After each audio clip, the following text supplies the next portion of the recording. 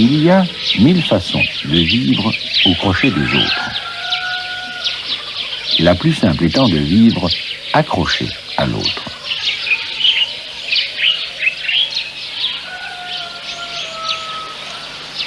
Le gui en est une illustration. Vivant sur un arbre perché, c'est à la fois un vampire et un extraterrestre. D'une fleur femelle fécondée naît une petite boule verte qui devient blanche en décembre. Le bébé du gui, enfermé dedans, ne sera prêt à naître qu'au milieu de l'hiver. Ce petit point vert, dans la boule, c'est lui. Il est enfermé dans une bonne dose de glu, chimiquement étudiée, comme il l'est lui-même, pour résister à l'estomac des oiseaux. C'est qu'il va devoir voyager. Voici justement un premier transporteur d'enfants, la fauvette abérée. Très français le bébé. Et il est vrai qu'elle ne pense qu'à manger. Une chance pour le gui, à la baguette, elle préfère la boule. Mais voilà, elle a plus grands yeux que grand gosier. Ne pouvant avaler la graine, elle l'extirpe laborieusement, la colle à côté d'elle et mange le reste. À raison de 120 à 150 fois par jour, elle colle ainsi jusqu'à 15 000 graines de gui sur des branches en 3 mois d'hiver.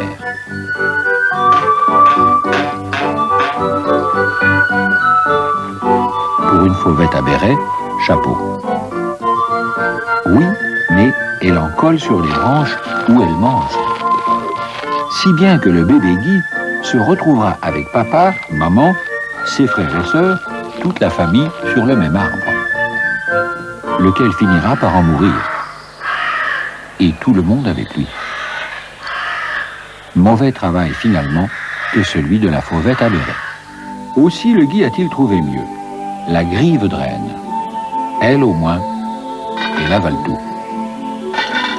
C'est là où ça sert d'être dans un conteneur qui résiste aux acides.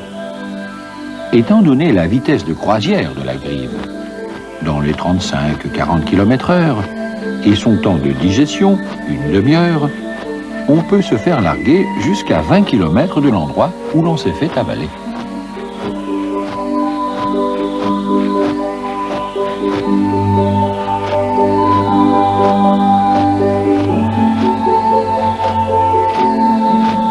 Encore vaut-il mieux ne pas être largué en plein vol. Allez savoir où l'on va tomber.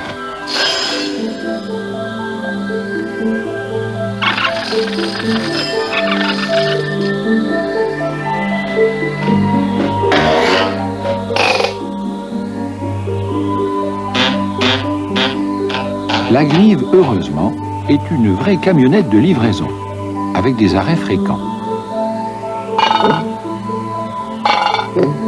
5 ou 6 bébés du gui sont largués chaque fois en cordée, reliés par un filament de glu que la grive n'a pas digéré non plus, puisque le gui a pris bien soin de la rendre indigeste, elle aussi. De cette manière, les bébés ont un maximum de chances d'attraper une branche, le but étant que l'une des graines au moins ait sa chance.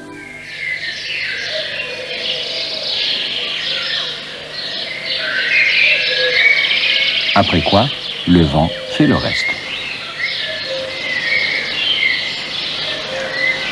Et peu importe que la graine soit collée sur le côté d'une branche, ou même dessous, le gui peut pousser dans toutes les positions.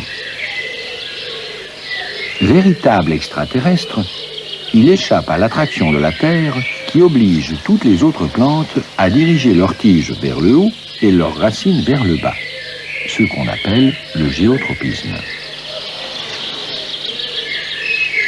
Mais le bébé du gui n'en est pas encore là. Avant d'échapper au géotropisme, il lui faut échapper à la terrible mésange bleue, qui a de quoi lui inspirer une peur de la même couleur. C'est une acrobate qui se moque elle aussi de la pesanteur, capable de s'accrocher dans toutes les positions pour repérer les bébés du gui qu'elle adore. Eh bien quoi, direz-vous? On change d'avion et on repart. Hélas, non. La mésange bleue n'est pas là pour faire le charter, mais pour, littéralement, casser la graine. Grâce à un bec super renforcé, elle broie ce que la grive n'avait pas digéré. C'est là que les bébés du gui se font massacrer à peine arrivés.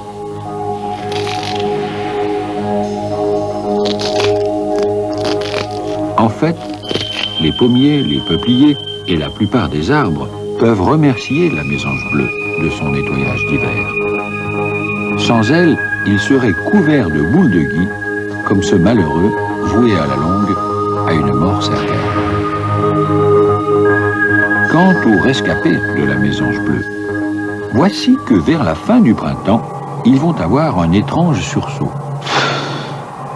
Comme s'ils pensaient, voyons, où en suis-je? Ah oui, c'est ça, me transformer en suçoir.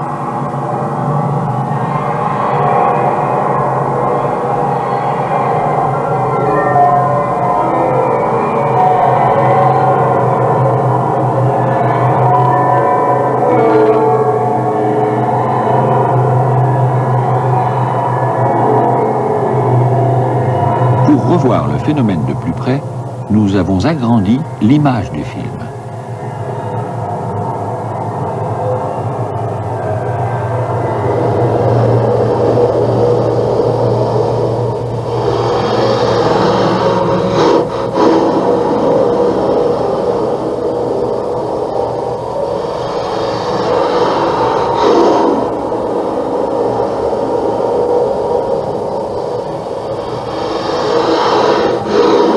Voilà, le parasitage devrait pouvoir commencer.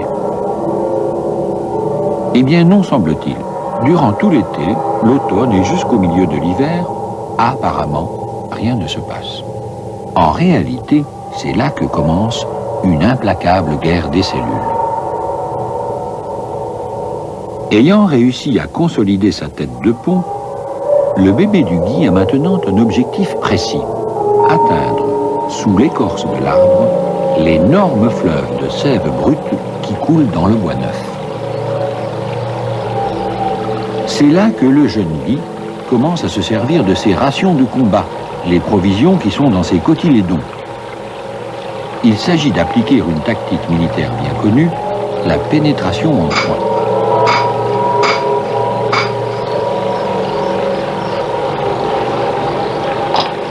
Quant à l'arbre, il ne reste pas là à subir le gui sans rien faire. Il développe autour du pied une sorte de tumeur où il concentre une grande quantité de tanins. Les tanins, s'ils ne parviennent pas à tuer le gui, semblent du moins le contenir et limiter sa croissance. Mais revenons au moment où le bébé du gui vient de réussir sa percée. Désormais, il peut sucer la sève de l'arbre.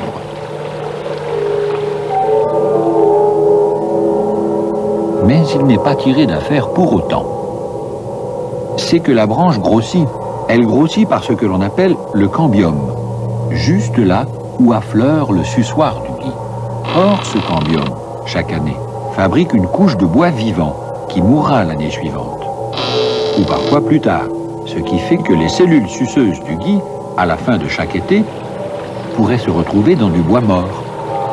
C'est pourquoi le gui n'a d'autre ressource que de pousser à reculons et se débrouille chaque année pour remonter la ligne de ses trous suceurs au niveau décidé par le bois. Habileté suprême du parasite qui s'arrange pour vivre en synchronisation parfaite avec la croissance de sa victime. Ce n'est pas tout. Voici que le gui allonge, sous l'écorce de l'arbre, des tentacules qui produisent d'autres suçoirs. De sorte que si vous coupez une boule de gui, le vampire renaîtra de ses tentacules un peu plus loin.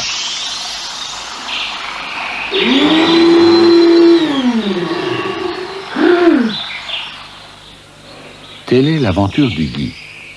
Passager des oiseaux, voleur de sève, est capable malgré tout de faire sa photosynthèse.